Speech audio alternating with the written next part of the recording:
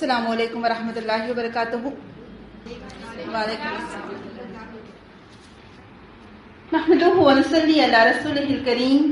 اما بعد فاعوذ باللہ من الشیطان الرجیم. بسم اللہ الرحمن الرحیم.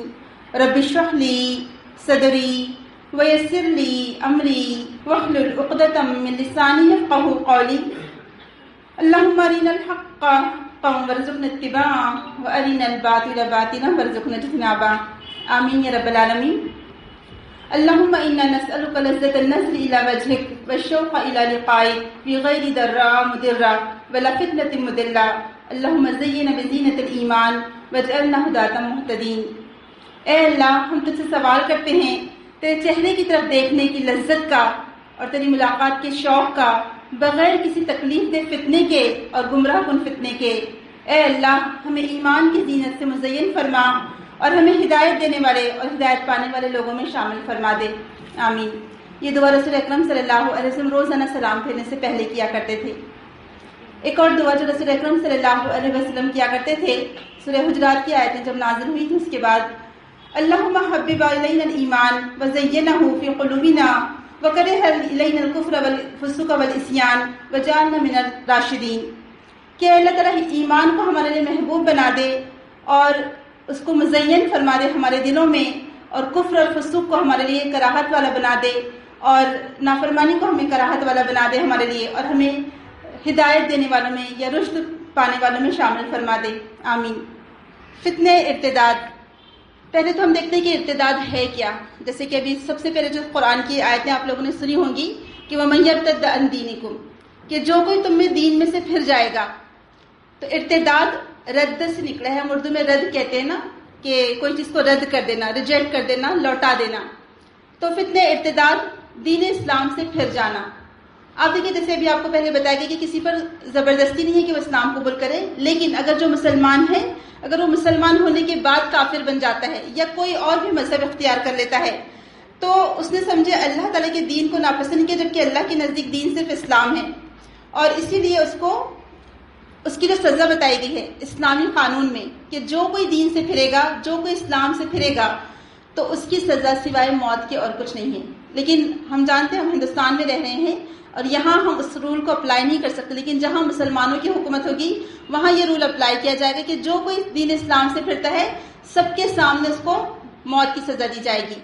اور صحیح حدیث میں آتا ہے کہ جو کوئی دین سے پھرتا ہے اس کی سزا سوائے قتل کے اور کچھ نہیں ہے. پہلے میں آپ کے سامنے تھوڑے سے حالات رکھ لوں گی. الحمدللہ باجی نے تو بتا دیے اور پہلے بھی آپ کو بتایا گیا، لیکن جیسے کہ جو چند رپورٹ ہے کہ صرف کچھ مہینوں کے اندر یا کچھ سالوں سے اکولا اور اکولا کے آس پاس کے علاقوں سے 650 مسلم لڑکیوں نے اپنے دین کو چھوڑ دیا ہے. اور ابھی 2-3 دن پہلے ایک اور ہانگ کانگ کی رپورٹ بھی آئی تھی، اور اکولا کی تو آپ سنتے ہی رہ رہے ہیں، اور اورنگ آباد کی. اور ابھی میری ناگپور بات چل رہی تھی، وہاں پر بھی ایک ہمارا پروگرام ہونے والا ہے. تو وہاں پر خاص طور سے انہوں نے یہی کہا کہ یہاں پر 2 مسائل سب سے زیادہ ہیں.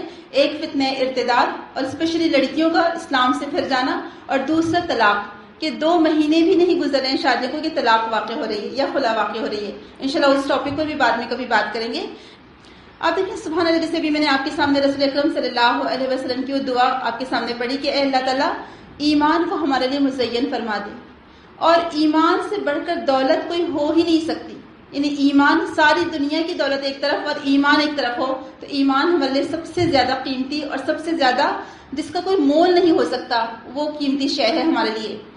اور یہ ایمان وہ جنس نہیں ایمان جو لے آئے بازار سے، یہ مسلمان کو ملتی ہے قرآن کے پاروں سے. تو کیا وجہ ہے کہ لوگ اپنا دین، اپنا ایمان چھوڑ رہے ہیں؟ وجوہات کیا ہیں؟ پہلے ہمیں اس پر غور کرنا پڑے گا. پھر دوسری بات یہ کہ وجوہات ہمیں معلوم ہوتی ہے کہ ٹھیک ہے یہ وجہ جیسے ابھی پوچھا گیا کہ کس نے بتایا کہ ماحول، معاشرہ، سوسائٹی، کالجز، اسکولز یا پھر ٹیوشن سینٹرز یا پھر ماؤں کا یا گھر والوں کا اپنے بچوں پر توجہ نہ دینا. اور واقعی میں یہ تمام فیکٹس ہیں، یعنی کوئی ایک چیز نہیں ہے جس کی بنا پر لڑکیاں اسلام کو چھوڑ رہی ہیں، بلکہ بہت سارے فیکٹس ہیں، بہت ساری وجوہات ہیں جس کی بنا پر اسلام چھوڑا جا رہا ہے. انشاءاللہ اس کو ہم ڈیٹیل میں ڈسکس کریں گے کہ کس بنا پر وہ اسلام چھوڑ رہے ہیں. لیکن آپ دیکھیے کہ ایمان کتنا قیمتی ہے کہ جب ابراہیم علیہ السلام سے کہا گیا، کون سا معاشرہ تھا جب ابراہیم علیہ السلام نے توحید کی بت کی تھی؟ بت پرست معاشرہ تھا. جو ان کے فادر تھے یا جو بھی ان کے وہ فادر ہو یا چاچا ہوں، جب ان کے فادر آزر نے کہا تھا کہ لأرجمنک، کہ اے ابراہیم اگر تو اس بات سے باز نہ آیا تو میں تجھے سنگسار کر دوں گا. یعنی فادر خود یہ بات کہہ رہے ہیں کہ میں تجھے سنگسار کر دوں گا. لیکن کیا وجہ تھی کہ ابراہیم علیہ السلام نے آگ میں کودنا گوارا کیا لیکن اپنے ایمان سے ہاتھ دھونا گوارا نہیں کیا؟ کوئی اور فرد تھا وہاں پر جو ان کو سمجھاتا، یا ان کے پاس کوئی کتاب اتر گئی تھی، نازل ہو گئی تھی، کوئی اور نبی تھا جو ان کو بات سمجھاتا ان کے ایمان کے بارے میں؟ نہیں. ان کا ایمان ان کے دل میں اتنا معتبر تھا، اتنا یعنی استقامت تھی ان کو اپنے ایمان پر کہ خود سے ڈیسیجن لے کر وہ آگ میں کودنے پر تیار ہو گئے لیکن اپنے ایمان کو چھوڑنا گوارا نہیں کیا. اور الحمدللہ آج ہمارے پاس ایسے حالات تو نہیں ہے کہ ہمیں آگ میں کودنے پر کہا جا رہا ہے. تو یہ ایمان ایک ایسی چیز ہے جو ہر شے سے زیادہ قیمتی ہے، جو ہر شے سے زیادہ یعنی انمول کہہ سکتے ہیں آپ کو، جس کا کوئی مول نہیں ہے. دوسری بات ہم کو جو واقعہ ملتا ہے کہ اصحاب الاخدود کا واقعہ ہے نا، جو ہم پڑھتے ہیں کہ قتل اصحاب الاخدود النار ذات الوقود اذ هم علیہا قعود، کہ مارے گئے گڑھے والے. جب ان لوگوں سے وہاں کے لوگوں نے کہا تھا کہ آگ میں کود جاؤ، اور وہ وہاں اس وقت کا جو بادشاہ تھا وہ کیا تقاضا کر رہا تھا ان سے. اور آپ کو مشہور واقعہ بھی یاد ہوگا کہ ایک عورت تھی، اس کی گود میں چھوٹا سا بچہ تھا اور اس کو اس بچے کے ساتھ کہا کہ کود جا. تو ایک لمحے کے لیے وہ جھجکی لیکن بچے نے اسی وقت زبان سے کہا کہ اے ماں کود پڑ، اور وہ پھر بغیر کسی بات سوچے سمجھے وہ اس آگ اس گڑھے میں کود پڑی جو کہ ان لوگوں نے خندقیں کھودی تھی آگ کی، کہ جو بھی ایمان والے تھے اور ان کو وہ آفر کرتے کہ تم ایمان سے پھر جاؤ تو ان کو بچا لیتے تھے، لیکن جو ایمان سے نہیں پھرتا تھا ان کو اس آگ کے گڑھے میں کودنا پڑتا تھا. آپ دیکھیں کہ وہ کیا بات تھی کہ ایک ماں اپنے بچے کو بھی لے کر کود پڑی، اس کے نزدیک ایمان کتنا زیادہ قیمتی تھا. تو آپ سوچیں کہ ایمان کتنا قیمتی ہے. صحابہ کرام رضی اللہ عنہ کے آپ واقعہ دیکھیں کہ جس وقت آپ کو یاد ہوگا عبداللہ رضی اللہ عنہ کے بارے میں آتا ہے کہ عبداللہ بن حذافہ سہمی رضی اللہ عنہ، جب رسول اکرم صلی اللہ علیہ وسلم کے زمانے کے بعد عمر رضی اللہ عنہ دور خلافت آیا ابو بکر صدیق کے بعد، تو عمر رضی اللہ عنہ کے دور خلافت میں ان کو ایک ایسے علاقے کی طرف بھیجا گیا، ایک دستہ بنا کر جو کرسچن علاقہ تھا. جب ان کو وہاں بھیجا گیا، اس کے کمانڈر تھے عبداللہ بن حذافہ سہمی رضی اللہ عنہ. وہاں پر جانے کے بعد وہ کسی بھی نفر پکڑے گئے، وہ لوگ یعنی ان کو قید کر لیا گیا. تو اس بادشاہ نے کہا کہ ان کا جو لیڈر ہے، جو ان کا کمانڈر ہے، جو ان کا سردار ہے، اس کو لے کر آؤ. تو عبداللہ بن حذافہ کو سامنے لایا گیا رضی اللہ عنہ کو. اس بادشاہ نے کہا کہ تم لوگ اگر اسلام کو چھوڑ دیتے ہو تو میں تمہیں اپنے اس علاقے کا گورنر بنا دیتا ہوں. تو نے کہا کہ گورنر اسلام کے بدلے؟ تم تو مجھے اگر ساری بادشاہت بھی دے دو تو ہم ایمان کو چھوڑنے کو تیار نہیں، اسلام کو چھوڑنے کو تیار نہیں ہے. اس نے پھر مزید اپنی وہ آفر بڑھاتا گیا، لالچ دیتا گیا، لیکن وہ ہر بار یہی کہتے رہے کہ تم چاہے مجھے کتنی بھی آفر دو لیکن ہم اسلام نہیں چھوڑ سکتے. اس کے بعد کہا جاتا ہے کہ اس نے جو ان کے دوسرے ساتھی تھے 2 لوگوں کو بلایا گیا اور وہیں پر دیگ کڑکڑائی گئی، تیل گرم کیا گیا اور اس دیگ میں وہ 2 ان کے ساتھیوں کو ڈال دیا گیا کہ جب ان کو ڈالا گیا اس میں تو منٹوں میں ان کا گوشت پگھل گیا. اس منظر کو دیکھ کر عبداللہ بن حذافہ کی آنکھوں میں آنسو آ کر وہ رونے لگے. تو اس بادشاہ نے کہا کہ اچھا اب تم مانتے ہو؟ یعنی وہ سمجھا کہ یہ رو رہے ہیں تو مان لیں گے بات. کہا کہ نہیں. تو کہا کہ رو کیوں رہے تھے، کس بات پر رو رہے تھے؟ تو کہا کہ میں تو اس بات پر رو رہا تھا کہ اللہ تعالیٰ ہم کو ایسی کئی زندگیاں دیں اور ہم اللہ کے راستے میں مارے جائیں، اور جب اللہ تعالیٰ ہم سے پوچھے کہ کس بنا پر تم مارے گئے یا کس بنا پر تمہارا یہ حال کیا گیا، تو ہم جواب دیں کہ اے اللہ تیرے راستے میں تیرے دین کی خاطر اور ایمان کی وجہ سے ہم کو اس طرح سے ستایا گیا. انہوں نے یہ بھی جملہ کہا کہ میرے جسم پر جتنے بال ہیں اتنی دفعہ مجھے اگر مارا جائے اور اتنی دفعہ اللہ کے راستے میں جلایا جائے تو میں اس کے لیے تیار ہوں. تو یہ جملہ سننا تھا کہ کہا جاتا ہے کہ بادشاہ اپنی جگہ سے اٹھ کھڑا ہوا اور کہا کہ کیا تم میرے قریب آ سکتے ہو، میں تمہاری پیشانی پر بوسہ دینا چاہتا ہوں. تو اس بادشاہ نے اٹھ کر کھڑے ہو کر ان کی پیشانی کا بوسہ لیا اور ان کو چھوڑ دیا. اور جب وہ واپس آئے تو عمر رضی اللہ عنہ بھی اپنی کرسی سے اٹھ کھڑے ہوئے اور انہوں نے خود ان کی پیشانی کا بوسہ لیا. اب دیکھیں یہ ہوتا ہے ایمان کہ جو کچھ بھی ہو، یعنی سر کٹا تو سکتے ہیں لیکن سر جھکا نہیں سکتے. یہ چھوٹی سی ایک لسٹ، ایک شہوانی محبت کے لیے، جو کہ محبت بھی نہیں ہوتی ایکچولی، وہ تو صرف ایک وقتی جذبہ ہوتا ہے. اور کیسی ہماری لڑکیاں کتنی بے وقوف، کتنی نادان کہ اتنی چھوٹی سی دنیا کے محبت کے لیے جو والدین کی محبت کو بھی قربان کر دیتی ہیں. میں تو کہتی کہ ہم سب کو بٹھا کر اپنی بچیوں کو واقعی میں بچپن سے، جب سے بھی 5th کلاس 6th کلاس میں بٹھا کر سمجھانا چاہیے. ابھی تو ارتداد کی بات بہت دور کی بات ہے. اگر بیٹیاں گھر چھوڑ کر اپنی پسند سے کورٹ میرج ہی کر لیتی ہیں تو والدین کا کیا حال ہوتا ہے آپ بتائیں. ان کی زندگی بھر کی کمائی، عزت، سب کچھ چلی جاتی ہے. ہم کیوں نہیں سمجھ سکتے جو والدین نے ہم کو پیدا کیا، جو دنیا میں آنے کا سہارا بنے ہمارا، جن کی وجہ سے ہم کو عزت ملی، جنہوں نے ہم کو پڑھایا لکھایا، ہم انہی کو اس طرح سے تکلیف اور دکھ دے رہے ہیں.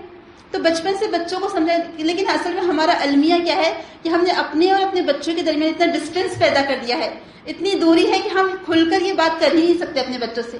ہم اس کو شرماتے ہیں باتیں کرنے سے کہ اچھا یہ باتیں ہم اپنے بچوں سے کیسے کریں، جبکہ بچوں کو ہر چیز معلوم ہے.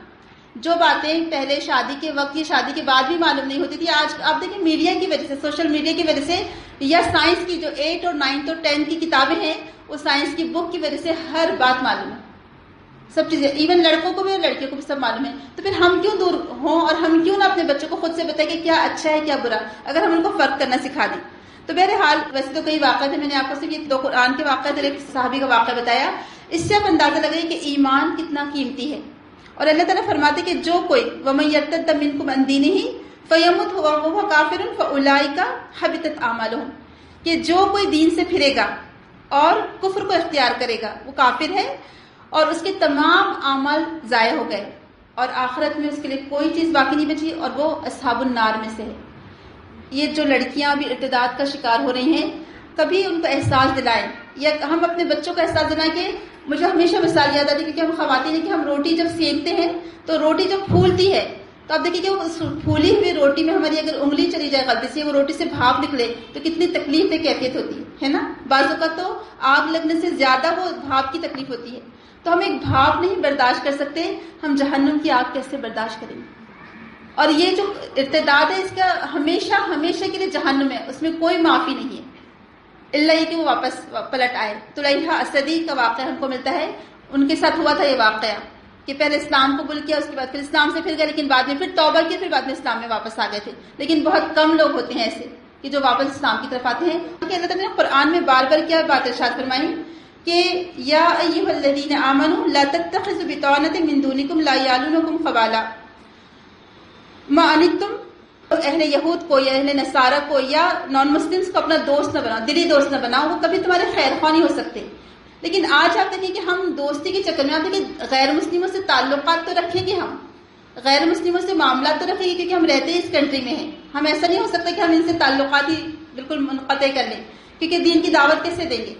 تو تعلقات رکھنا یا معاملات کرنا ایک الگ بات ہے، لیکن جو دلی دوستی ہے کہ جو آج ہمارے بچوں کے دلی دوست بن گئے، یہ لوگ ہماری بیٹیوں کے دلی دوست بن گئے کہ ہم نوالا وہ ہم پیالہ. ایک غیر مسلم ہم نوالا اور ہم پیالہ ہو ہی نہیں سکتا ہمارا، وہ ہمارے دلی دوست بن ہی نہیں سکتے جس سے ہم راز و نیاز شیئر کر سکیں. تو لیکن ہم کو تو اللہ تعالیٰ کی رحمت اور مغفرت نظر ہی نہیں آتی. ہم کو تو ان کی دوستی کے وہ جو نئی نئی محبت کہتے ہیں تو وہ چھوٹی ہوئی ہے اور ہم ان کے پیچھے بھاگتے رہتے ہیں. تو یہ بات سمجھنے کی ضرورت ہے کہ ہم کو دلی تعلقات نہیں رکھنے ہیں، اپنے راز ان سے شیئر نہیں کرنے ہیں. ان سے ایسے جو اختلاف کا جو لفظ ہے وہ بہت ہی قابل غور ہے. جو مخلوط سوسائٹی، مخلوط تعلیم یا جو مخلوط آج ہماری محفلیں ہو گئی ہیں، وہ بہت اختلاط. آپ دیکھیں جب کوئی بیج آپ زمین میں بوتے ہیں تو اس کے لیے اللہ سبحانہ وتعالیٰ نے وہی لفظ استعمال کیا ہے اختلاط کا، مختلط کا، کہ جب بیج زمین میں ڈالتے تو آپ دیکھیں پوری طرح مکس ہو جاتا ہے وہ بیج زمین میں اور اس سے پھر ایک پودا نکلتا ہے نا. جب تک کہ وہ بیج زمین میں مکس نہیں ہوتا اچھی طرح تب تک کہ پودا نکل نہیں سکتا. تو اختلاط کا مطلب ہے کہ ان سے ایسے گھل مل جانا کہ وہ تمہارے یعنی بالکل کوئی اپنے تمہارے دلی دوست ہو، تو ان سے اختلاط پاسبل ہی نہیں ہے. اور سب سے بڑی بات یہ ہے کہ ہم نے بچپن سے اپنے بچوں کو اسلام کی تعلیمات سے تو دور رکھا، لیکن ان کو کھلا چھوڑ دیا، غیر مسلموں کے حوالے کر دیا. تو اب ہمارے بچے دین ہم سے نہیں سیکھتے، ہمارے بچے وہ اقدار، وہ تعظیم، وہ احترام، وہ ادب، وہ آداب وہ آج ہم سے نہیں سیکھتے ہیں. یا تو ہم نے ان کو ٹی وی کے حوالے کر دیا، یا سوشل میڈیا کے حوالے کر دیا، یا غیر مسلموں کے کلچر کے حوالے کر دیا. آپ دیکھیں کہ الحمدللہ ہمارے دین کی، ہمارے اسلام کی ایک پہچان ہے، ہماری آئیڈینٹی ہے. اگر ہم اپنی آئیڈینٹی کو چھوڑیں گے تو پھر تو یہی معاملہ ہوگا. تو سب سے پہلے جو ضرورت اس بات کی کہ ہم یعنی جو اس کے یہ تو تھا ارتداد کا، اور یہ جو کچھ چند رپورٹس تھی جیسے کہ آپ لوگ پی پی ٹی میں بھی دیکھ رہے ہوں گے، مسلمان خواب غفلت کے مزے میں ہم مست ہیں. ہم کو اپنی شادیوں میں 5-5 4-4 دن یا پھر ہلدی مہندی کرنے سے فرصت نہیں ہے. ہم اپنی شاپنگ میں مست ہیں، ہم اپنے کاموں میں، اپنے گھروں کو سنوارنے میں یا اپنے گھر کے ایون کچن کے کام میں، کام کاج میں اتنے مصروف ہیں کہ ہم نے ہر چیز بھلا دی ہے. اب دیکھیے اللہ تعالیٰ نے مجھے یعنی ہم خواتین کو صرف چولہا چکی کے نہیں اتارا ہے. اس بات کو آپ جانیے کہ پورے قرآن میں، پوری حدیث میں آپ دیکھ لیجیے کہیں ملتا ہے کہ عورت کھانا بنائے؟ نہیں ملتا ہے. ہاں ٹھیک ہے وہ ہماری ذمہ داری ہے، لیکن ہماری زندگی کا مقصد صرف کھانا بنانا نہیں ہے. ہم کو اللہ تعالیٰ نے نسلوں کی تربیت کے لیے بھیجا ہے. ہم کو بہت بڑا کام، ایون جو مرد حضرات جو کام کریں کمانے کا، اس سے بھی بڑا کام اللہ تعالیٰ نے مجھ پر اور آپ پر ڈالا ہے. ہم کو تو سوسائٹی کے لیے ایسے لوگ بنا کر باہر نکالنے ہیں جو پوری سوسائٹی میں عدل اور انصاف کو قائم کر سکے، جو سچائی کے علمبردار بنے، جو بتائیں کہ عورت کی عزت کس طرح سے ہوتی ہے، دین اسلام کیا ہے. ایسے لوگوں کو بنا کر ہم کو نکالنا ہے. تو آپ بتائیں اتنی بڑی ذمہ داری ہم پر ہے، تو کیا ہم ایسے بیکار کے لغو کاموں میں ہم اپنا وقت گزار سکتے ہیں؟ ہمارے پاس تو ایک لمحہ بھی باقی نہیں رہنا چاہیے، ہم کو اپنے وقت کو صحیح طریقے سے گزارنا چاہیے. تو بہرحال یہ ارتداد کا معاملہ تھا کہ ارتداد جو کہ پہلے صرف یہ بتایا جاتا تھا کہ ہم اسلام کے بارے میں اپنے بچوں کو دین کے بارے میں دین کی تعلیم دیں، ان کو رسول اکرم کی سیرت بتائیں. لیکن اب جو ہے بات یہاں تک آ گئی، آپ دیکھیں کچھ ہی سالوں میں کہ اب ہم کو ارتداد کی بات کرنا پڑ رہی ہے. کتنے دکھ کی بات ہے، بہت زیادہ دکھ کی بات ہے کہ ہم ایک ایسے موڑ پر کھڑے ہیں جہاں پر ہم کو اپنے ایمان کی، اپنے بچوں کے ایمان کی حفاظت کی فکر کرنی پڑ رہی ہے. اور آپ دیکھیں یعقوب علیہ السلام نے کیا کہا تھا اپنی موت کے وقت، جب ان کی موت کا وقت قریب آیا. سورہ بقرہ آپ لوگوں نے سبھی نے پڑھی ہوگی. تو جب ان کی موت کا وقت قریب آیا تو ان کو اس بات کی فکر نہیں تھی کہ بیٹا میری جائیداد کو کہاں تم خرچ کرو گے، بیٹا وہ فلاں پیسے فلاں جگہ فلاں اس میں رکھیں، فلاں کو دے دینا، وہ فلاں کام کر لینا، فلاں یہ کام. کچھ بھی نہیں کہا. انہوں نے کیا کہا تھا؟ تم میرے بعد کس کی عبادت کرو گے؟ اپنی اولاد سے کہا تھا. تو انہوں نے کیا کہا تھا کہ آپ کے رب کی اور آپ کے آبا و اجداد کے جو رب تھے، یعنی ابراہیم علیہ السلام، اسحاق علیہ السلام، ان کے اس رب کی ہم عبادت کریں گے. اب دیکھیے ہم کو اصل فکر کس کی ہونی چاہیے؟ ایون صرف اولاد کی نہیں، اپنے آپ کی نہیں، اپنی اولاد کی نہیں، اپنے آگے آنے والی نسلوں کی، اپنی ذریت کی. اور ابراہیم علیہ السلام نے بھی جو دعا کی تھی تو صرف اولاد کی دعا کی تھی؟ نہیں. رب اجعلنی مقیم الصلاۃ ومن ذریتی. اس سے کیا پتہ چلتا ہے کہ ہم نہیں جانتے کہ ہماری آگے آنے والی جو نسلیں ہیں، جو ہماری ذریت ہے، ان کے ایمان کا کیا حال ہوگا. آج ہم جو دیکھ رہے ہیں کہ آج ایمان کا یہ حال ہے، تو آپ سوچیں کہ آج سے 100 سال کے بعد کیا حال ہوگا. یعنی جو ہمارا دور تھا، جو جس دور سے گزرے، میں تو کہتی کہ ہمارا وقت بہت ہی اچھا تھا. الحمدللہ انٹرنیٹ نہیں تھا تو ہم اچھے پل بڑھ گئے الحمدللہ. لیکن آج کی ماؤں کو زیادہ چیلنج ہے. آج جن کے بچے ابھی ینگ ہیں اور ابھی اس اسٹیج پر ہے کہ چھوٹے سے بڑے ہو رہے ہیں، ٹین ایج میں داخل ہو رہے ہیں، آپ لوگوں کو زیادہ چیلنجز کا سامنا ہے، زیادہ مشکلات ہیں، کیونکہ ایسے ماحول میں بچوں کی تربیت کرنا بہت مشکل ہے. اور میں تو یہ بھی کہتی کہ پہلے صرف ایک ٹی وی چینل ہوتا تھا، دوردرشن، وہ ہر چیز سینسر ہو کر آتی تھی. کم از کم وہ بھی دیکھ لیتے. اس وقت کے کارٹون تو چلے ٹھیک تھا، لیکن آج تو کارٹونز میں ہومو سیکشولیٹی کی تعلیم دی جا رہی. یقین جانیے ہم تو سمجھ ہی نہیں پائے. ہم مائیں ایسی نادان، ایسی بھولی بھالی ہیں کہ ہماری مائیں آج سمجھ ہی نہیں پائے کہ کیا کیا فتنے ہمارے بچوں کو کارٹون کے ذریعے سے سکھائے جا رہے ہیں. الحاد، ایک تو ایتھیزم، ارتداد اور ہومو سیکشولیٹی، یہ 3 سب سے بڑے فتنے ہیں آج کے دور کے. اور ابھی جو ہمارا تھنک ٹینک، انٹرنیشنل لیول پر جو ہمارا تھنک ٹینک ہے، جو مسلم اسکالرس ہمارے، وہ اس بات پر غور کریں کہ آج مسلمانوں نے ویسٹرن کنٹریز، ایون ہندوستان میں، جیسے 2 سال پہلے آپ لوگوں نے کووڈ سے پہلے سنا ہوگا کہ کس طرح سے ڈی کرمنلائز کیا گیا ہومو سیکشولیٹی کو، کہ ہندوستان میں قانون پاس کیا گیا کہ آپ کسی کوئی ایسا کپل آپ کے پاس آتا ہے، آپ اور آپ کا گھر کرائے سے مانگتے تو آپ کو دینا پڑے گا. آپ نہیں دیں گے تو آپ مجرم قرار پائیں گے. تو آپ دیکھیں ایک کے بعد ایک، یعنی خود مسلمانوں کی مسجدیں الگ بن گئی ہیں. یعنی مسلمان اتنے اس میں آگے بڑھ گئے ہیں کہ وہ اس میں اتنے انوالو ہو گئے ہیں. تو آپ دیکھیں کوئی ایک فتنہ نہیں ہے، بہت سارے فتنے ہیں. تو آپ کو سوچیے کیا ہم خواب غفلت کی نیند سو سکتے ہیں؟ ہم کو تو ہر لمحے الرٹ رہنا ہے، ہم کو ہر لمحے ایکٹیو رہنا ہے، اور ہمیں ان فتنوں کے بارے میں جاننا پڑے گا اور پھر اس کے اسباب تلاش کرنے پڑیں گے کہ فتنے کس وجہ سے پھیلے. تو چند پوائنٹ جو میں نے سوچ رکھی تھی کہ میں نے سوچا تھا کہ میں اپنے اس کو 2 یا 3 حصوں میں تقسیم کروں گی. ایک تو ارتداد تھا کہ ارتداد کیا ہے، اور اب اس کے ہم وجہ دیکھتے ہیں اسباب کیا ہے. اور سب سے پہلی وجہ، اگر آپ جتنے بھی اسکالرس کا آپ اس کے بارے میں لیکچر سنیں گے یا آپ پڑھیں گے آرٹیکل، یا اگر آپ خود جانیں گے، تو آپ کو سب سے پہلی جو بنیادی وجہ اس میں نظر آئے گی وہ ہے گھروں میں اسلامی تعلیمات کا نہ ہونا.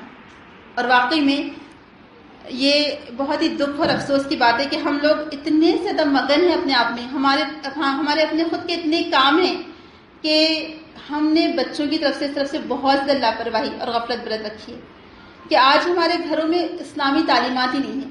ایون بہت سے دیندار گھرانے، وہاں پر بھی بچوں کو صحیح جیسے اسلامی تعلیمات دینا چاہیے ویسی تعلیمات نہیں. جیسے کہ اگر ہم اپنے بارے میں سوچیں کہ جب ہم بچے چھوٹے تھے اور الحمدللہ کوئی انٹرنیٹ کا فتنہ نہیں تھا اور اس کی کوئی الحمدللہ ساری یہ چیزیں نہیں تھی سوشل میڈیا کی، تو ظاہر سی بات ہے کیا کریں، تو کتابیں ہی لے کر بیٹھتے تھے بچوں کے ساتھ. اتنا اچھا سنہری دور تھا وہ کہ بچوں کے ساتھ کتابیں لے کر بیٹھنا، ان سے ڈسکس کرنا، ان کو اسلامی تعلیمات دینا، اور بچے اس طرح سے خود بخود سیکھتے چلے گئے.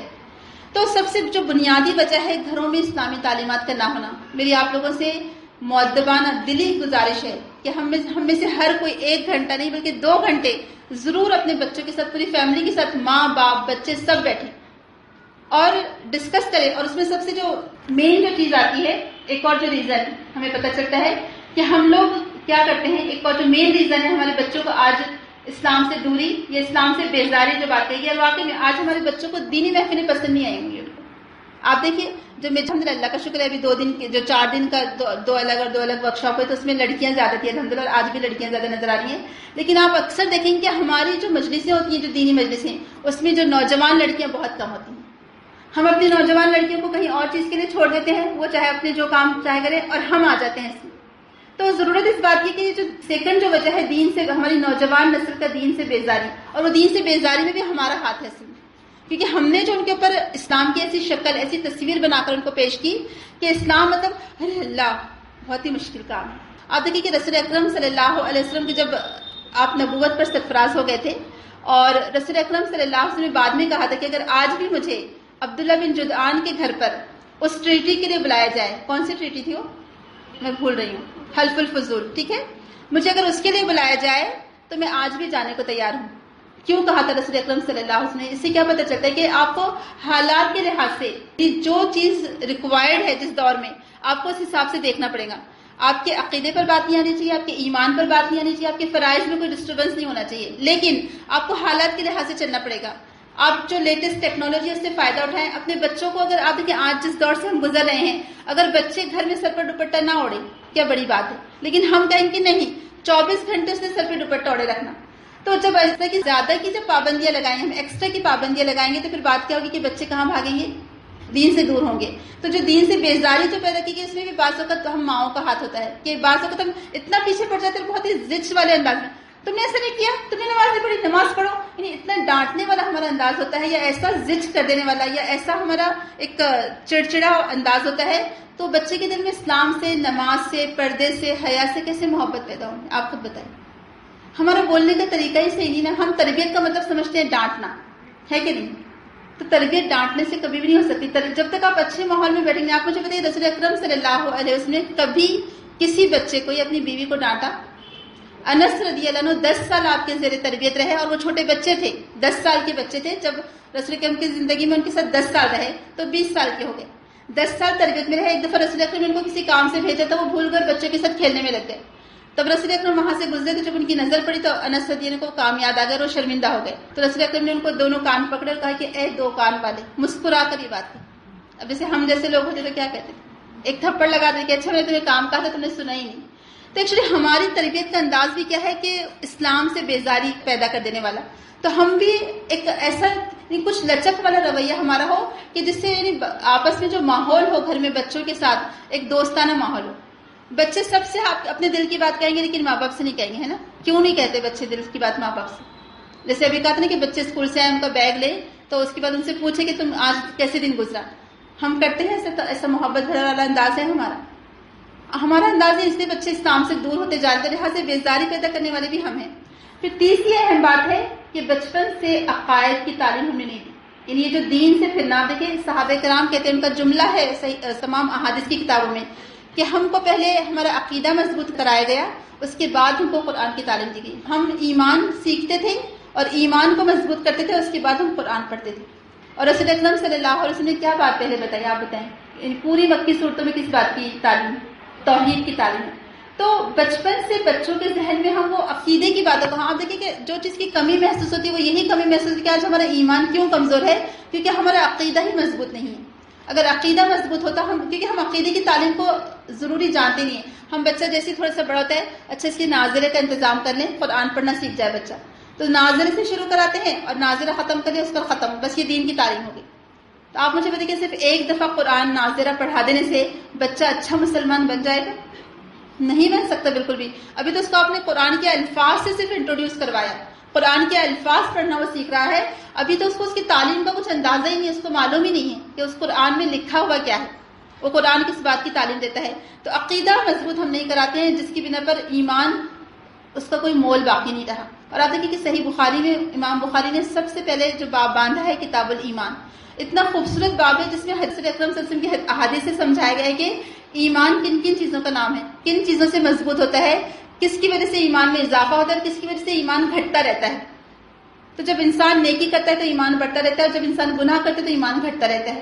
تو الحمدللہ ہمارے پاس اتنی اچھی تعلیمات موجود ہے، لیکن ہم نے کبھی اسے انٹروڈیوس نہیں کروایا. تو جیسے ابھی کہا تھا نا کہ جو ریزنس ہے، کیا وجہ ہے کہ لوگ کچھ لڑکیاں اسپیشلی لڑکیاں اسلام چھوڑ رہی ہیں، اس میں پہلا جو میں نے آپ کو بتایا دین کی تعلیم سے دوری، دوسرا دین سے بیزاری، اور تیسرا عقائد کی کمی، عقیدے کا مضبوط نہ ہونا.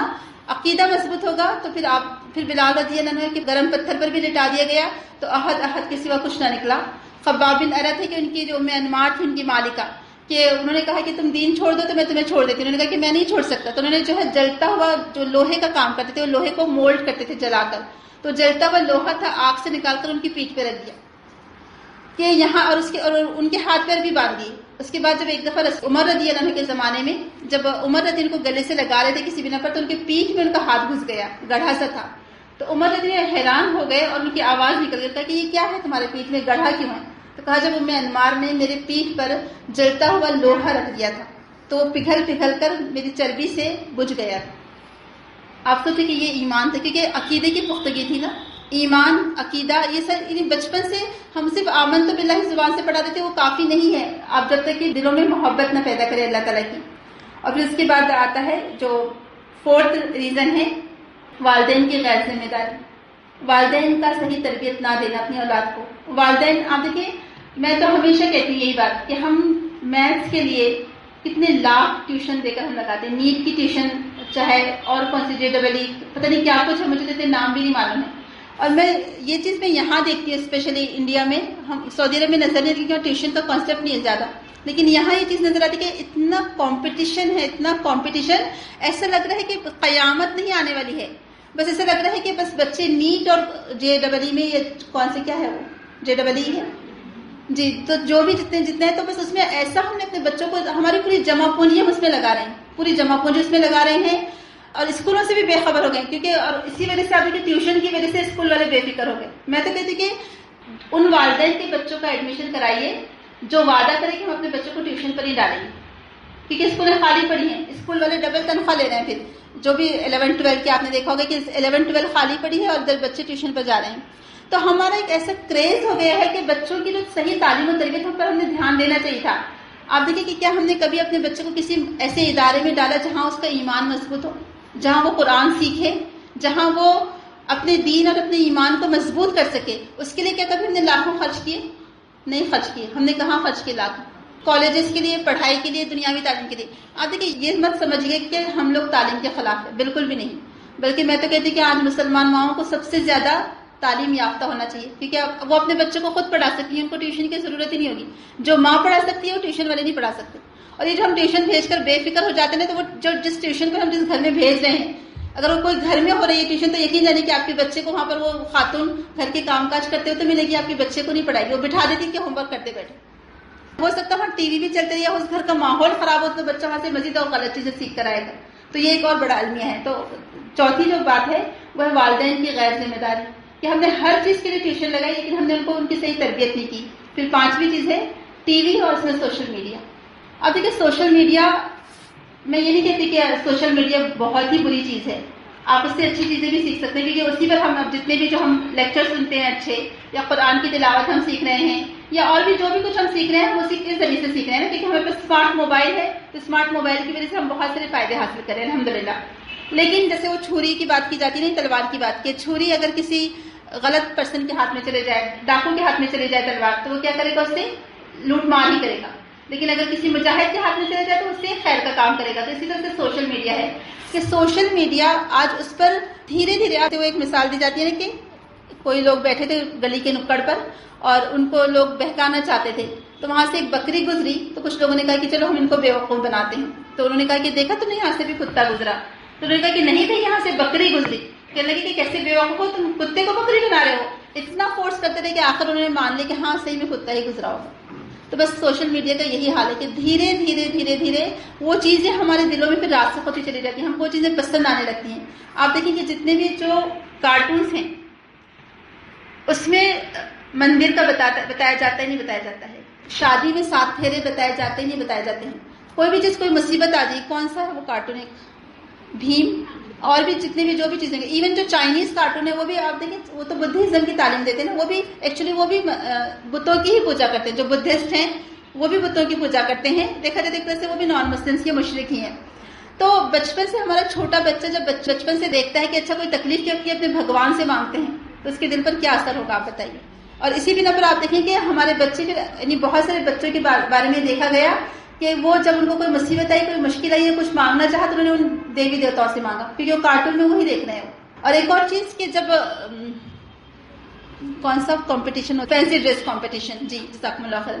تو فینسی ڈریس کمپٹیشن میں آپ دیکھیں کہ ابھی آپ اس پر دیکھ رہے ہوں گے پی پی ٹی میں کہ فینسی ڈریس کمپٹیشن میں کئی دفعہ ایسا ہوا کہ ہمارے مسلمان لوگوں نے ہم اپنے بچوں کو کیا بنایا، ہنومان، رام، یا وہ جو کارٹون میں جو کیریکٹر ہوتے ہیں وہ سارے کیریکٹر.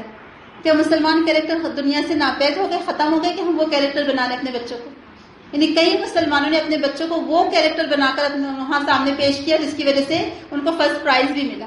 ظاہر سی بات ہے وہ لوگ تو بہت خوشی ہو رہے ہوں گے نا کہ ان چیز کی ان کی خواہش ہے وہ پوری ہوتی جا رہی ہے.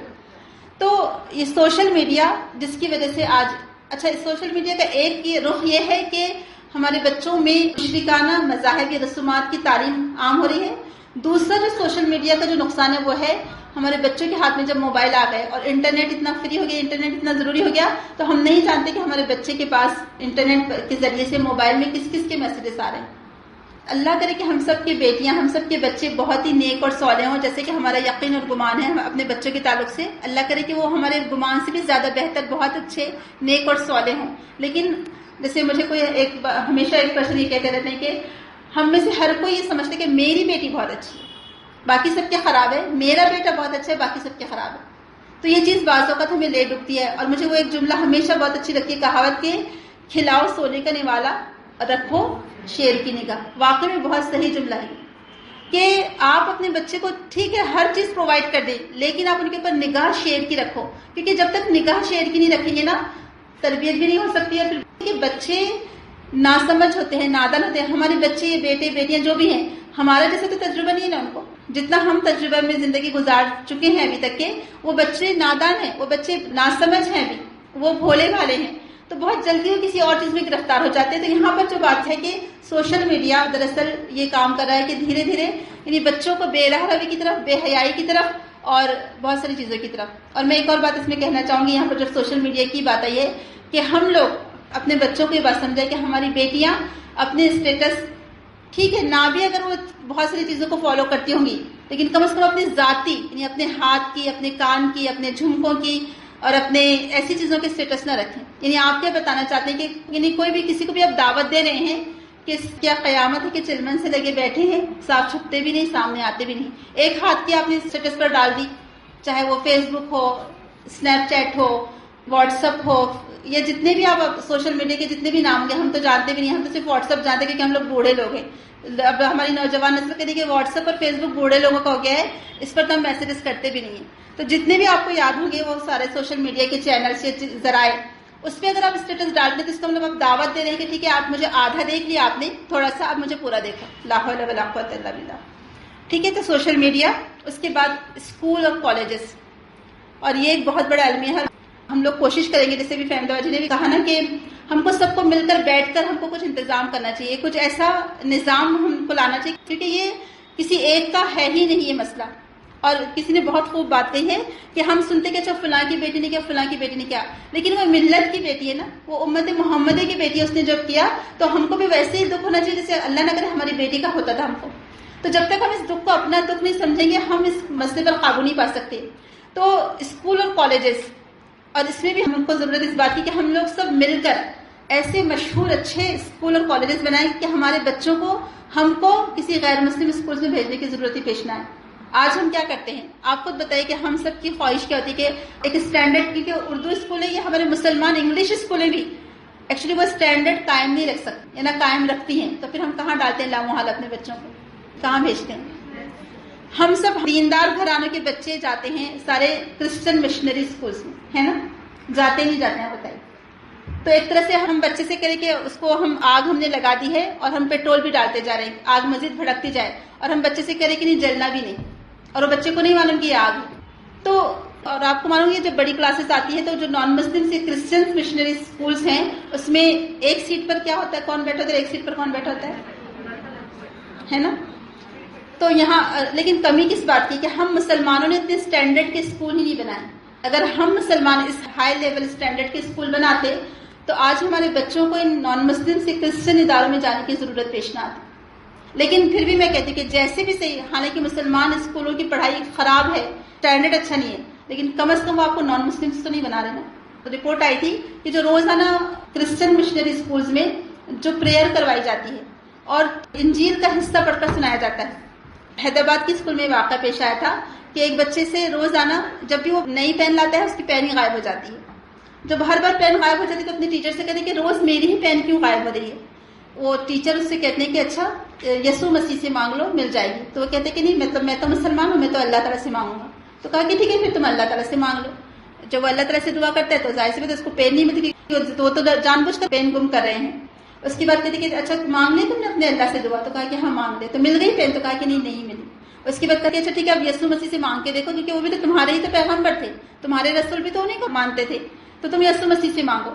جب وہ بچہ، اب ظاہر سے بچہ تو بچہ ہے، وہ یسوع مسیح سے مانگتا ہے تو اس کے بعد تھوڑی دیر کے بعد اس کے باکس میں ساری جو پینیں گمی تھی اس کی سب حاضر، کیونکہ یہ تو پری پلان تھا نا یہ تو سارا۔ تو آپ دیکھیں وہ بچے کے ذہن میں کیا بات بیٹھ گئی۔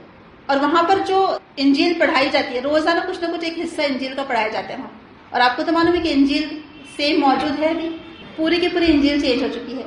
تو اسکول اور کالجز اسپیشلی مخلوط تعلیم، یہ معاملہ کیوں آتا ہے؟ انٹرنیٹ کے تھرو بہت کم دوستیاں ہوتی ہیں، یہ ہوتی ہیں انٹرنیٹ کے تھرو بھی، آج کل انٹرنیٹ کے تھرو بھی دوستیاں ہو رہی ہیں کسی بھی، کیونکہ فیس بک پر یا جو بھی سوشل میڈیا اس کے اوپر آپ کس سے دوستی کریں آپ کو معلوم نہیں، کیونکہ جس نے سامنے والے نے جو نام بتایا ہے وہ چھپا ہوا ہے، وہ ہندو ہے، مسلم ہے، عیسائی ہے، یا لڑکا ہے یا لڑکی ہے بھی نہیں معلوم۔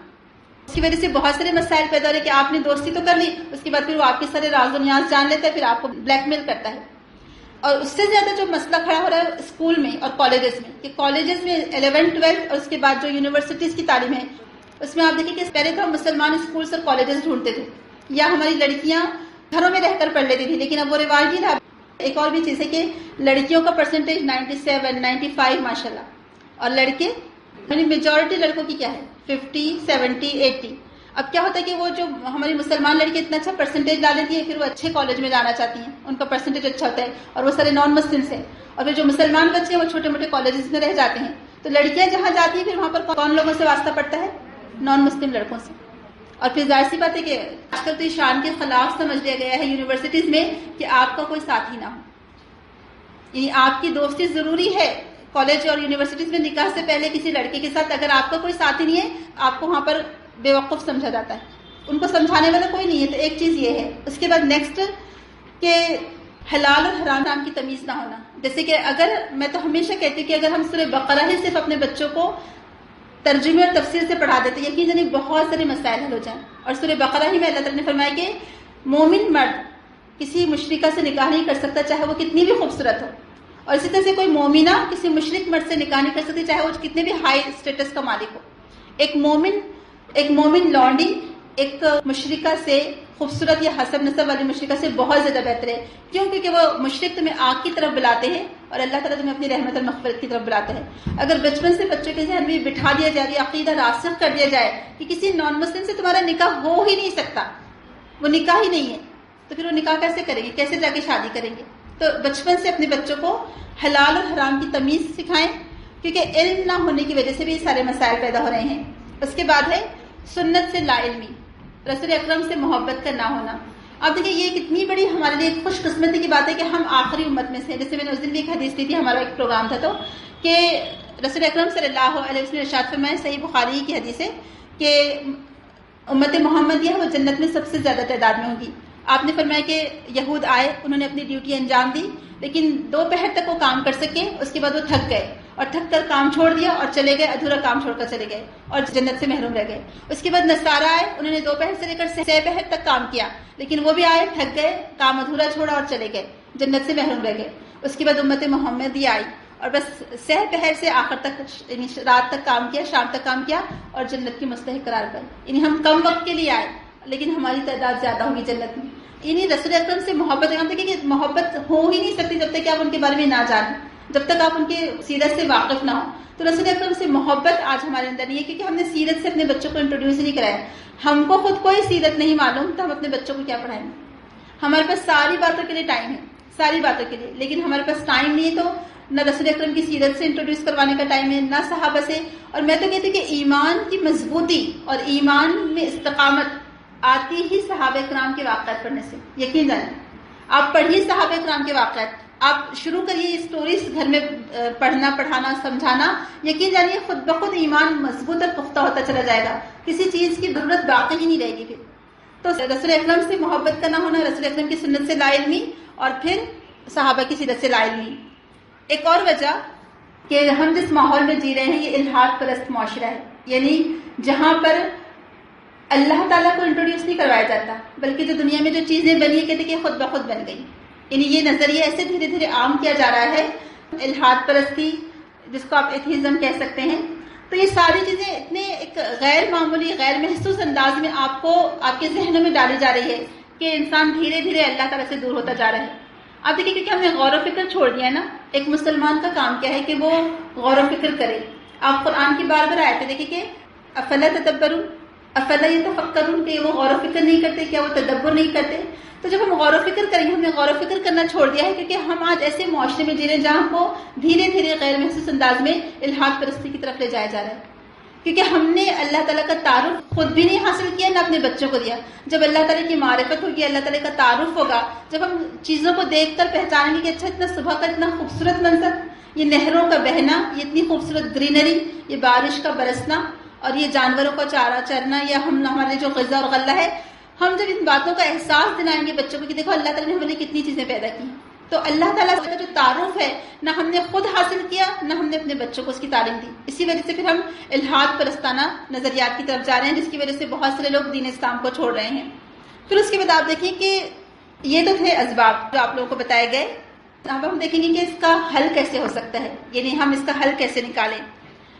اور جیسے ابھی آپ لوگوں نے دیکھا کہ وہ حدیث بھی آپ کے سامنے رکھی گئی کہ ایمان کی حلاوت یا ایمان کی لذت، کیوں لفظ آیا ہے صحیح بخاری میں حدیث میں کہ ایمان کو رسول اکرم صلی اللہ علیہ وسلم نے چکھنے کا معاملہ کیوں کہا کہ ذاق طعم الایمان، کہ اس نے ایمان کا مزہ چکھ لیا. رضیت باللہ ربا وبالاسلام دینا وبمحمد صلی اللہ علیہ وسلم نبیا، کہ اس نے ایمان کا مزہ چکھ لیا، اس نے ایمان کی حلاوت پالی. جو راضی ہو اس بات پر کہ اللہ اس کا رب ہو، دین اسلام اس کا دین ہو، اور محمد صلی اللہ علیہ وسلم اللہ کے نبی. تو ذائقہ کا لفظ کیوں آیا آپ بتائیے؟ آپ کوئی بھی چیز چکھتے ہیں تو کیا ہوتا ہے؟ جب چکھتے ہیں تو کہاں جاتی ہے؟ یا کھاتے ہیں تو اندر جاتی ہے، وہ ادھوری ایسی رہ جاتی ہے. کیا ہوتا ہے پوری طرح سے جب جاتی ہے؟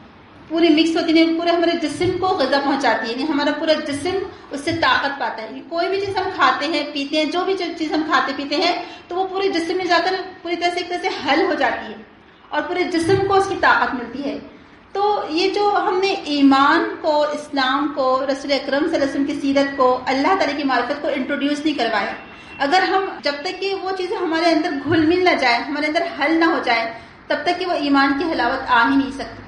تو اس بات کو اتنی مضبوطی سے بٹھا دینا ہے اپنے بچوں میں، اپنے آپ کے اندر، کہ ایمان سے ہٹ کر کوئی اور چیز ہمارے لیے قیمتی ہو ہی نہیں سکتی، اسلام سے بڑھ کر کوئی اور دین ہو ہی نہیں سکتا. اللہ تعالیٰ کی معرفت، اللہ سے محبت، اس سے بڑھ کر کوئی اور ہمارے پاس کوئی اور ذریعہ نہیں ہو سکتا جس سے ہم اللہ تعالیٰ کی معرفت حاصل کر سکیں، کہ اللہ کی محبت ہمارے دلوں میں پیدا ہو اور پھر رسول اکرم سے محبت. تو یہ ساری چیزیں جب تک ہمارے اندر نہیں آئیں گی تب تک کہ ہم یہ آگے نہیں بڑھ سکتے. تو اب یہاں پر ضرورت اس بات کی ہے کہ ہم اس کو حل کیسے کریں. یعنی ہم نے مسائل تو دیکھ لیے کہ کیا ریزن بھی دیکھ لیے ہم نے کہ کن وجوہات کی بنا پر آج ہماری بیٹیاں اسلام کو چھوڑ رہی ہیں، اور صرف ایک شادی کی غرض سے جو کہ سیکنڈری چیز ہے اس کے لیے اپنے اتنے قیمتی سرمایہ کو وہ پیچھے ڈال رہی ہیں.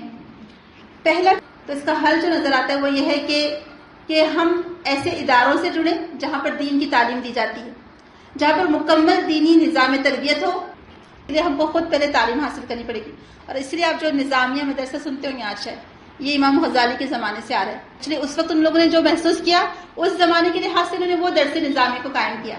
اور اسی بنا پر آپ دیکھیں کہ وہ ایسے جو درس نظامی ہے وہاں پر گرامر پر بہت زور دیا جاتا ہے، یعنی عربی لینگویج پر بہت زیادہ زور ہے، کیونکہ اس وقت اس چیز کی ضرورت ہے، کیونکہ بہت سے جو لوگ اسلام قبول کر رہے تھے تو وہ عربی نہیں جانتے تھے، دوسری زبانوں کے ماننے والے لوگ تھے یا بولنے والے لوگ تھے، تو ان لوگوں نے عربی زبان پر بہت زور دیا کہ لوگوں کو عربی آ جائیں گی تو وہ سمجھتے تھے کہ اس سے قرآن آئے گا ان کو اور وہ قرآن سمجھ کر پڑھنے والے بنیں گے، تو ان لوگوں نے اس پر زیادہ زور دیا۔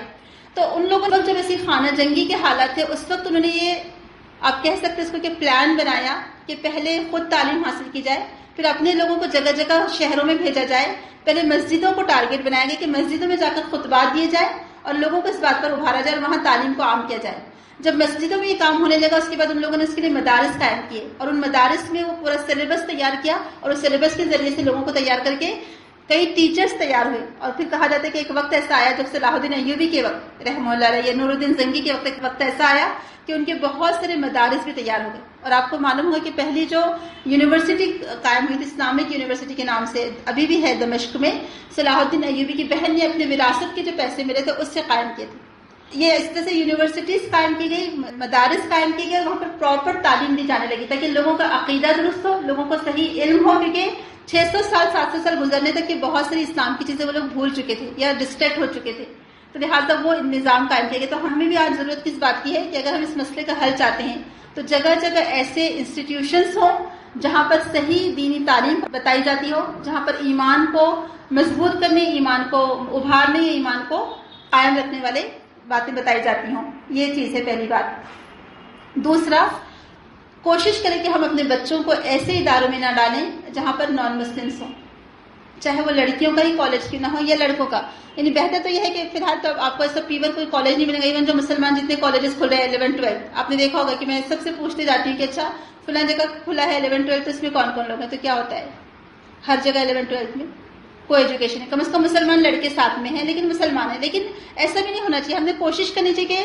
اچھا دیکھیں برطین کی ایک رپورٹ آئی تھی کہ برطین میں حکومت کے لیول پر، ابھی کی بات نہیں جب کوئی اور اس وقت پرائم منسٹر تھا، تو اس وہاں ریکویسٹ کی گئی کہ جو پرابلمس ہو رہی ہیں اسپیشلی بلو ٹین ایجرس میں، تو کو ایجوکیشن کی وجہ سے ہو رہی ہیں، تو ہم کو وہاں کے ٹیچرس نے یہ اسپیشل ریکویسٹ کی تھی اور ڈیمانڈ کی تھی کہ ایجوکیشن کا سسٹم الگ الگ کیا جائے لڑکے اور لڑکیوں کا۔ لوگ واپس اچھائی کی طرف آ رہے ہیں، ایون جو نان مسلمس ہیں، یعنی دنیا آج واپس اچھائی کی طرف آ رہی ہے، حالانکہ ان کے پاس ایمان نہیں ہے، اور جو ایمان والے ہیں وہ واپس برائی کی طرف جا رہے ہیں۔ تو بہرحال جو دوسرا جو ہم اس کا حل تلاش کر سکتے ہیں وہ یہ ہے کہ ہم ایسے کالجز کھولیں جہاں پر کو ایجوکیشن نہ ہو اور ہماری مسلمان لڑکیوں کو کسی غیر مسلم کالج میں جانے کا موقع ہی نہ آئے، یعنی ان کے لیے ایسے کالجز آلریڈی موجود ہوں جہاں وہ وہیں رہ کر تعلیم حاصل کریں، کیونکہ آپ دیکھیں زیادہ جو مسائل آ رہے ہیں، یعنی یہ جو کیسز آپ لوگوں نے بھی سنے وہ کس وجہ سے آئے، کہاں سے آئے؟ کالجز کی وجہ سے ہی آئے نا، کیونکہ لڑکیاں کہاں پڑھ رہی تھیں یا ان کی وہ دوستی اس لڑکے سے کہاں ہوئی؟ کالج یا یونیورسٹی میں۔ تو لہٰذا ہم ایسے اسکول اور کالجز کھولیں جہاں ہمارے مسلمان بچوں کو غیر مسلم کے ساتھ پڑھنا ہی نہ پڑے۔ ایک اہم چیز کہ الحمدللہ ویسے تو اللہ کا شکر ہے کہ ہمارے اکولہ میں اور بہت سے بڑے شہروں میں پھر بھی بہت حد تک یہ ہو گیا ہے کہ مسلمان لیڈیز یا عورتوں کا ان کو مسجدوں سے روکنا ہے۔ باجی ہمیشہ ایک بات کہا کرتے تھے کہ ٹھیک ہے ہم یہاں تراویح پڑھانا بند کر دیں گے، پہلے آپ تھیٹر میں جانے سے عورتوں کو روکو، یا پھر گانے جو چل رہے ہیں اس آواز کو روکو، اور کیا تھا جو مال ہے یا بازار ہے وہاں عورتوں کو جانے سے روکو۔ آپ دیکھیں کہ کیا فتنہ صرف مسجدوں میں جانے سے ہی پڑتا ہے عورتوں کا؟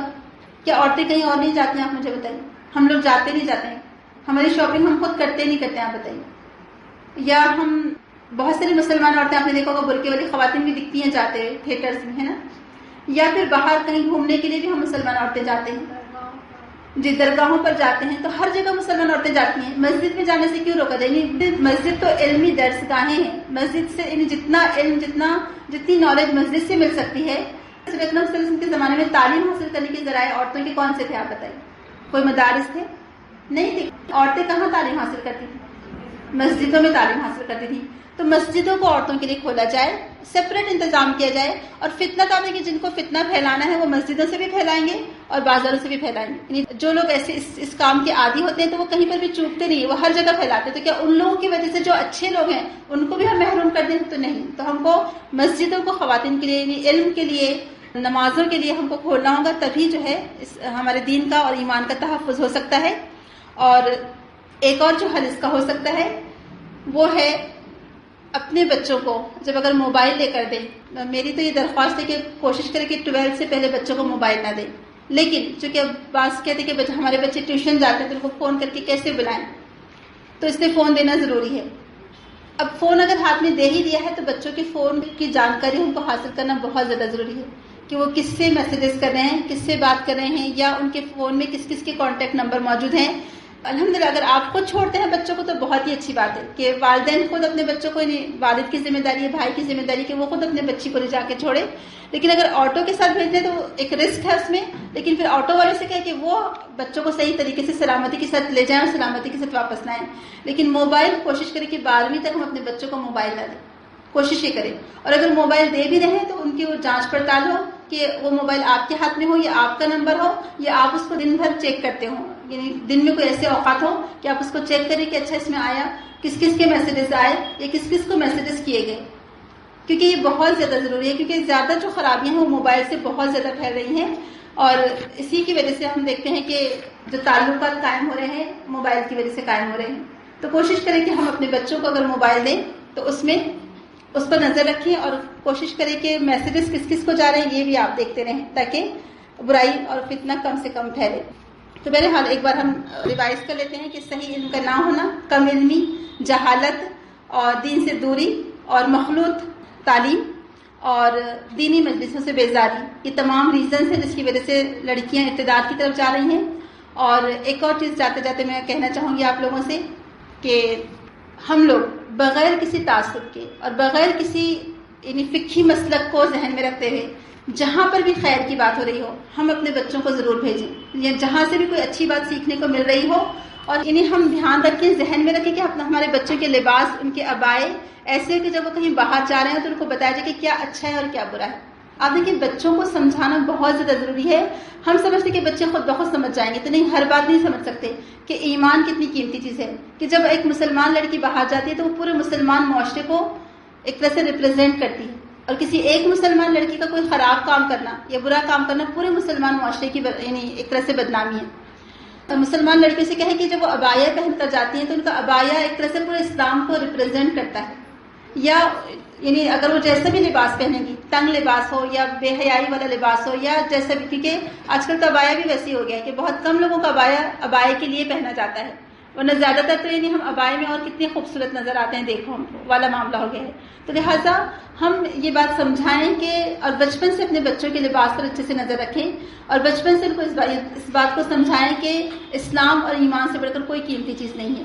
تو اللہ تعالیٰ مجھے اور آپ کو توفیق دے، اور میری یہی خواہش ہوگی اور میری ریکویسٹ بھی ہے کہ ہم کوشش کریں کہ ہم آپس میں، اور آپ کے پاس کوئی اچھے مشورے ہوں گے تو آپ وہ مشورے ہم تک ضرور پہنچائیے۔ ویسے ہمارا ارادہ ہے انشاءاللہ کہ جو کالجز ہے یعنی کم سے کم BBA BCA اور BSc BCom اور 11 12 ہم لڑکیوں کے لیے کھولیں، اس کے لیے ہم کوشش کر رہے ہیں، اور ہمارا ارادہ بھی ہے کہ اسکول بھی ہم کھولیں، لیکن اس کے لیے ہم کو اس لیول پہ ٹیچرز چاہیے، کیونکہ ہم نہیں چاہتے کہ ایک بار اسکول کھولیں تو اس کا اسٹینڈرڈ لو ہو جائے۔ تو آپ دعا بھی کریں اور کوشش بھی کریں، اور میں چاہوں گی کہ جو بھی اس سلسلے میں ہماری مدد کر سکتا ہے تو ہماری طرف سے ریکویسٹ ہے کہ وہ ضرور ہمارے اس سلسلے میں مدد کرے کہ اگر اچھے ہائیلی کوالیفائڈ لوگ ہوں تو ان کو اسکول میں ٹیچرز رکھا جا سکے تاکہ ہمارے بچے اچھی تعلیم حاصل کر سکیں، اور پھر ہم کو اپنے بچوں کو غیر مسلم اداروں میں بھیجنے کی ضرورت پیش نہ آئے۔ اللہ تعالیٰ اسلام میں ہماری مدد فرمائے، اور جو بھی کوششیں ہو رہی ہیں جتنی بھی تمام تنظیموں، جماعتوں، آرگنائزیشنز کی طرف سے، اللہ تعالیٰ اس کو قبول کرے، اور جو مقصد کے تحت کوششیں ہو رہی ہیں اللہ تعالیٰ اس میں کامیابی دے کہ ہمارے بچے ایمان کی سلامتی کے ساتھ رہیں، اور اللہ کرے کہ ہمارے آنے والی نسلوں میں بھی ایمان باقی رہے اور قیامت تک یہاں پر اسلام کا بول بالا رہے۔ اور وہی بات تھی کہ ایک آخری بات کہ اب بھی نہ جاگے تو اے ہندوستان والوں، داستان بھی نہ ہوگی تمہاری داستانوں میں۔ تو ہم کو اپنی آئیڈینٹی یہاں پر قائم رکھنی ہے اسلام کے ساتھ، اسلام کے تشخص کے ساتھ۔ اللہ تعالیٰ ہم سب کو اس کوشش میں کامیاب کرے اور اس کو پورا کرے، آمین۔ سبحانک اللہم و بحمدک، نشہد ان لا الہ الا انت، نستغفرک و نتوب الیک۔ السلام علیکم ورحمۃ اللہ۔